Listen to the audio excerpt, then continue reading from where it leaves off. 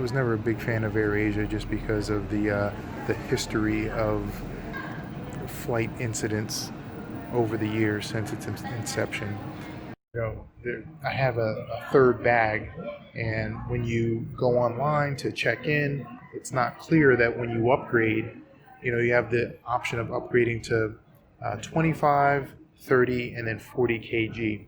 But what it does not explain is if you do the upgrade, the 25, 30, 40 kg, whether that includes more than one bag. It doesn't say it. I looked, I tried to do their live Ava update, which was no help. I ended up going further down where it says, special check-in for sporting equipment. I'm like, you know what? I need my third bag, which is like a roll, about the size of a carry-on, a large carry-on bag. But it looks as though they were very strict on the amount of baggage that you can take carry-on. So I'm like, you know what? Let me pay the extra baggage. It wasn't clear to me by looking on their website and using this live Ava update, this live Ava assist, whether I could check in a second bag. So what I ended up doing is I ended up checking paying 1,000 baht, which is about $30 or so, for this sporting equipment. I put in sporting equipment, right? I put in my gym clothes and hiking boots and things of that nature. Of course, when I go to check in, I'd also upgraded to 25 kg in my other bags, in my wife's bag. So that wasn't an issue. The issue was with the bag that was sporting equipment, but it was in a carry-on roller, right? And even though it was within the allowable weight limit, it did not fit their definition of a sporting equipment, which would be a surfboard, golf bag, scuba gear, things of that nature. So at that point, they said they're going to have to charge me another 1,600 baht, which is, I don't know, $50, $55 or so, to check in that extra bag. And I'm like, you know what?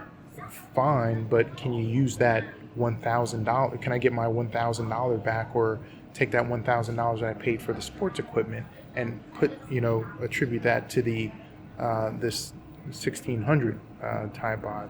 Sorry, sir, we cannot do that. You need to pay this money right up front, right now. I'm like, oh, so you can take my money, but you can't give me my money back?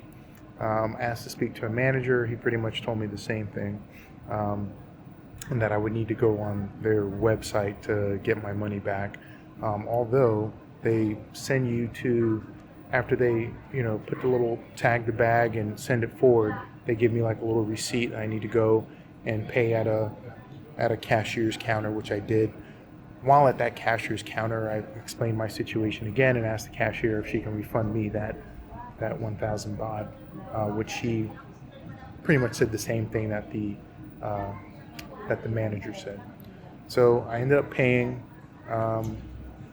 I try to go to the website and try to find a way to get my refund. I ended up calling AirAsia, and this actually spoke to a live representative who told me, yes, I need to use the website to request a refund. He walked me through that.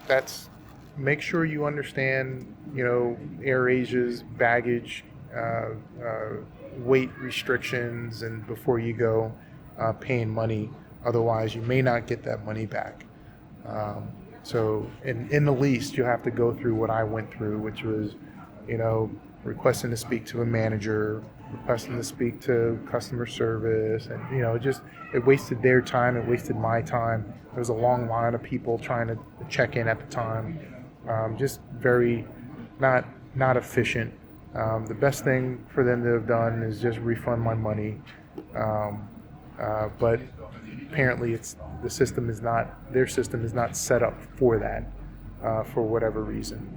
But again, my opinion is, you know, know the baggage weight restrictions before you go on. If you're not sure, speak to a live person, not that Ava, but in the future, I'll probably avoid AirAsia. That's me. Anyway, if you have any comments or questions, put them down in the comment section below.